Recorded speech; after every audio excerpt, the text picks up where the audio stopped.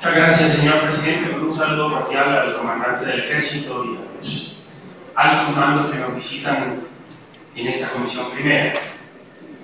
Voy a reiterar algunos conceptos, señor comandante, que ya pudimos exponer en una pasada ocasión, a propósito de un desayuno al que muy gentilmente ustedes nos invitaron a algunos miembros de esta comisión, o al menos a quienes asistimos. Lo primero es que no debería haber duda del compromiso indeclinable del Congreso de la República, o al menos de nuestro partido, el Centro Democrático, de apoyar las solicitudes que con explicaciones concretas han hecho ustedes a esta comisión en la mañana de hoy. Creo que vale la pena deslindar el tema, como estoy seguro que lo va a hacer esta comisión primera, de la objeción de conciencia, de todos los temas que se abordan, y lo digo como ponente de la iniciativa, donde hemos estado en permanente interlocución con la senadora ponente y coordinadora, la doctora Vida Morales, del tema del servicio militar obligatorio. Y podríamos citar la famosa frase del maestro de Chandía de que estamos no en Dinamarca, sino en Cundinamarca. Colombia es un país de regiones, Colombia es un país en donde en diferentes partes se ha vivido con intensidad el acoso de los criminales a la población civil, y no podíamos menos que sensatamente tomar esas advertencias que el señor comandante del Ejército le ha hecho a esta comisión en la mañana de hoy.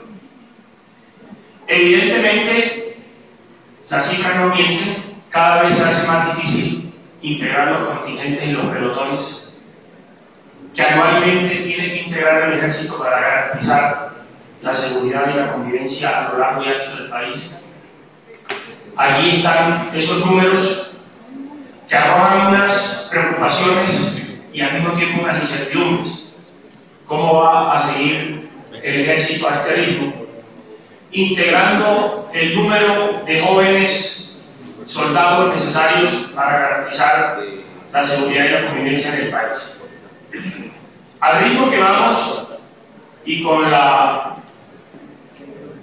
excepción que trae esta norma, creo que sería la tapa del frasco para dar al traste con ese objetivo fundamental, que es uno de los fines del Estado: garantizar la seguridad y la vida y la honra de los asociados.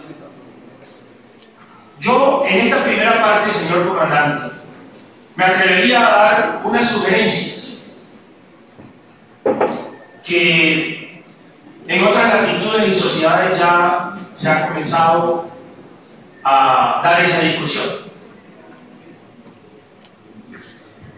Y esto lo digo por el grado de profesionalización de nuestro ejército y de nuestras Fuerzas Armadas y de policía. Han crecido en número, han crecido en eficacia, han crecido en presupuesto y, como no, han crecido en resultados. Hoy diríamos que no hay un cuerpo armado en toda Latinoamérica que tenga el alto nivel de profesionalismo que registran nuestras Fuerzas Armadas. Creo que es algo que nos llena de orgullo.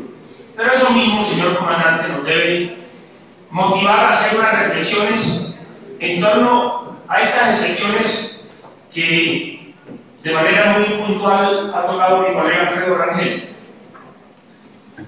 Por ejemplo, como legislador y como abogado y como ciudadano, he sido un defensor, ni más faltaba, de la igualdad de todos los ciudadanos ante la ley.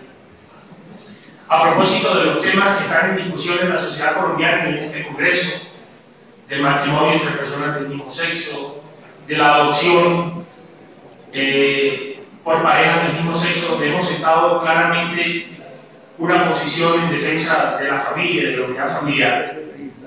En torno a este tema del ejército, donde hay una excepción para la comunidad LGTBI, sin lugar a dudas tenemos que vernos en el espejo de lo que podría ser el modelo de la operatividad de las Fuerzas Armadas de todo el mundo, que podrían ser las Fuerzas Armadas de los Estados Unidos de América, donde allá incluso ya han superado esa discusión doctrinal, por supuesto, en cualquier ejército del mundo, de si las personas homosexuales pueden formar parte de las Fuerzas Armadas. Y yo creo que sí pueden formar parte de las Fuerzas Armadas. Allá ya está instituida la doctrina de no hacer la pregunta, como dicen ellos, de la orientación sexual de una persona que vaya a ingresar a las filas del ejército o de las Fuerzas Armadas de Norteamérica.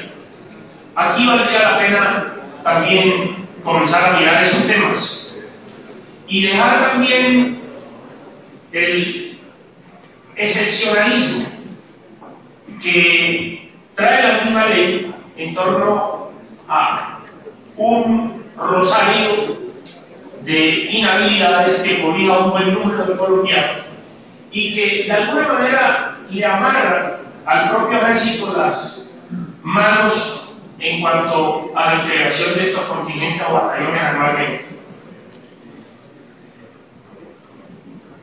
Aquí hay que comenzar también a mirar que por el grado de profesionalidad que tiene nuestro ejército, a uno le llama la atención porque cuando un militar se quita el uniforme y se pone el traje de civil. La sociedad colombiana no aprecia en su dimensión de carrera militar, de honor militar, las palabras de ese oficial retirado que muchos colombianos percibimos como la palabra del soldado activo, del oficial activo, y que muchas veces no se le da toda la categoría y toda la importancia que tiene. Estos son unas fuerzas militares profesionales, es cierto, pero nosotros tenemos que comenzar a dar la discusión aquí, apreciados colegas, de lo que viene en lo que el gobierno una y otra vez dice que es el posconflicto. Yo recuerdo aquí un debate que el colega Juan Manuel Galán, que no está, le propuso a esta comisión, y hubo un principio de discusión activa en torno a cuál iba a ser el papel de nuestras Fuerzas Armadas y de Policía una vez se firmara el famoso Acuerdo de La Habana. Y son muchísimos, señores generales y apreciados colegas, los interrogantes que al ciudadano de a pie, al colombiano de a pie, le caben de cómo está pensando no el ejército, sino el gobierno nacional en proponer una nueva doctrina militar que deba acoger nuestras Fuerzas Armadas en ese papel del posconflicto. Allí hay, naturalmente, más preguntas que respuestas. La sociedad colombiana, lo digo convencido de ello, aún no está preparada para que nuestras Fuerzas Armadas, que han defendido con vigor esta democracia a lo largo de los últimos lustros y décadas con la amenaza del terrorismo, vayan a pasar al día siguiente de la firma de ese acuerdo casi que a ser policías de tránsito, a regular la convivencia civil que se derivará de ese acuerdo de La Habana. Hay que saber, señores generales, y es una exigencia nuestra, por lo menos mía como legislador, de qué es lo que está pensando el gobierno nacional frente a también, estamos seguros, asaltan el pensamiento de quienes dirigen el ejército y las fuerzas de seguridad del Estado. No se le ha dicho toda la verdad al país. Afanosamente se busca una paz con unos costos institucionales muy altos, como va a quedar expuesto a partir de mañana cuando esta comisión, conjuntamente con la primera de Cámara, deberá abordar el famoso proyecto que para nosotros es el comienzo del desvertebramiento de la Constitución Nacional, del famoso plebiscito para la paz. Y ahí están. ¿Cómo no van a estar las fuerzas militares y de policía incluidas en toda esta discusión? Nosotros necesitamos saber también qué piensa el señor presidente, usted que lo invitó, el gobierno nacional. Porque aquí están sentadas y muy bien representadas las Fuerzas Armadas de la Patria. Pero quisiéramos pensar qué piensa de este proyecto, doctora Miriam, el señor ministro de Defensa. Ya dio unas observaciones. O el señor ministro de Justicia, que estuvo por aquí hace poco. Son temas esenciales frente a los cuales los colombianos y el Congreso necesitamos la mayor claridad posible. Los temas ideológicos y de doctrina nacional que hoy guían el accionar de nuestro ejército no pueden quedar al arbitrio de un proceso de paz y de una firma acelerada, señor comandante del ejército. Hoy solamente vemos afanosamente al gobierno en todas sus instancias como los caballos herreros que llevan esas orejeras al lado y lado, encaminados únicamente a la firma de ese acuerdo. Pero ahí se derivan, repito, muchas más preguntas que respuestas. ¿Cuál va a ser el papel de nuestro ejército?